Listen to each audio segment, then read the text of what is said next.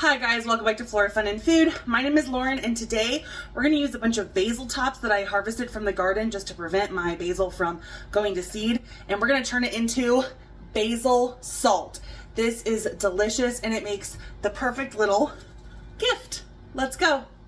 Okay, this is some basil that I harvested a couple of days ago, washed and put in the fridge. Basil will start to turn brown as it kind of sits out, so it's still perfectly edible. It's just starting to dry. So this basil salt recipe is super easy. It is simply 3 parts salt to 1 part basil. So I'm just gonna use this 1.5 cup measuring cup. I already went through this, washed it, and got rid of any bugs, but I don't want the woody stems.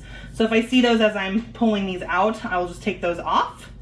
But you can absolutely eat basil flowers. They are completely edible. Sometimes they're a little more bitter, but I like the flavor of them, so we're gonna put them into our salt. To prevent your basil from going brown, when you cut it, you can stick the stems into a glass of water. They kind of act like a flower in that way, but like I said, brown leaves are just a natural part of it drying out, so it's all good. I'm really packing in my basil just so that I can use up all this basil before it goes bad. You could also make things like pesto.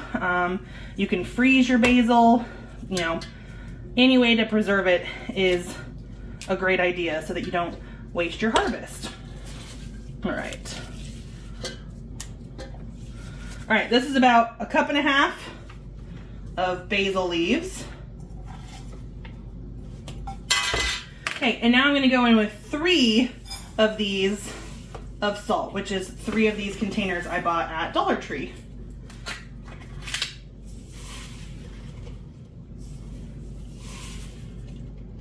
If your food processor is a little smaller, you may want to do this in smaller batches, but this is just what works for me.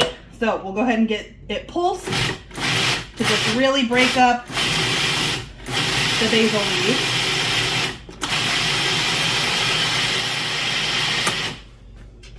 All right, once it looks like it is all blended together, you're gonna wanna check it to make sure the sides look good. This is nice and blended. So now, okay, I actually have a food dehydrator, so I'm gonna use these silicone mats that fit in it, but you could absolutely do this in an oven. I would just preheat your oven to 220 degrees and then sprinkle your salt out onto a baking tray and let it kind of sit in there for about 15 minutes, then stir it, and then another 15 minutes, and it should be good to go. So we're gonna spread this out.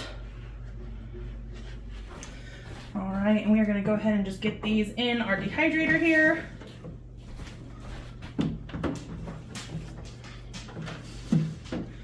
Get our lid on. So my dehydrator has a little drying guide. It says herbs should be at 105. So we're gonna turn this down. And I'm probably gonna set this for a couple of hours at least, and then I'll check on it. It shouldn't take long. Okay, it has been about 1.5 hours. So I'm gonna check on our salt here. Now when I put this in, it felt pretty damp because of the water in the basil. The top feels nice and dry. The bottom still has a little bit to dry. So I am gonna stir these up and leave them for another probably 15-30 minutes.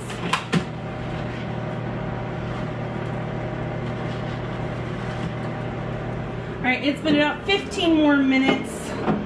We're gonna check our salt here, and as you can see, it's totally dry. So it's time to go jar this up. Okay, so this will store just like any other salt. So we're gonna go ahead and just put it in a jar here. This might be a little tricky with these flexible mats. But this will store just like regular salt. So that is the perk of salting it and drying it.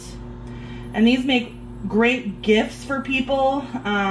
You can put this on like fresh tomatoes, margarita pizza, fish, pasta, really anything that would take a good hit of basil and salt, go for it. And there we go. We have homemade basil salt using just the basil tops we harvested from our garden. I hope you guys give this a try. So if you like this video, please give it a thumbs up and head over to my channel to subscribe for more content like this. And I hope to see you again very soon. Thanks, guys. Bye.